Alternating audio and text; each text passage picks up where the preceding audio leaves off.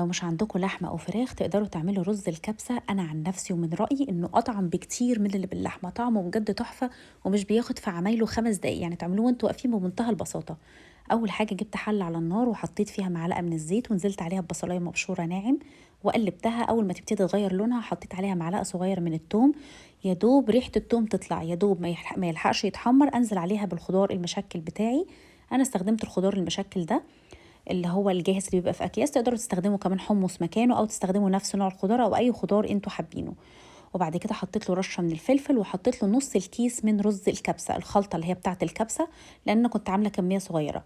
لما بحط الخلطه على الخضار واشوحه شويه ده بيفرق جدا في طعمه، بيخلي الخضار طعمه تحفه. بعدين حطيت عليه كوبايه من الرز البسمتي مغسول ومتصفي بس. ونصيحتي ليكم انكم ما تنقعوش الرز البسمتي ده ولا حتى لمجرد 5 دقايق لانه بيعجن وبيبقى مش حلو. بعد كده تدوله تشويحه كده يا دوب لمده نص دقيقه يتشرب.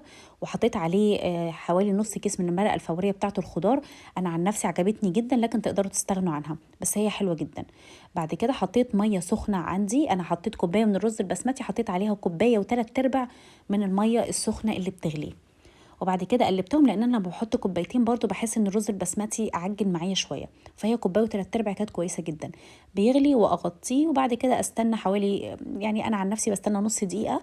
بعد كده بخلي النار وسط وبعد كده بهديها خالص واسيبه يستوي براحته، ياخد حوالي نص ساعه الا 5. وبعد كده استوى عندي، قلبته مع بعضه، وعايزه اقول لكم انه مفلفل جدا وطعمه تحفه. شايفين لون الرز؟ وحقيقي حقيقي حقيقي بدون مبالغه طعمه تحفه. التوابل اللي اتحطت له الطريقة البسيطة اللي احنا عملناها بيه فرقت معايا جدا جدا. الرز مفلفل طعمه جميل وخفيف وحلو جدا. لو عجبتكم الوصفة دي، أنا اسمي ليلي ودي القناة بتاعتي، أتمنى لو تشتركوا فيها لو أول مرة تشوفوني، ولايك وشير للفيديو ده. شكرا وباي باي.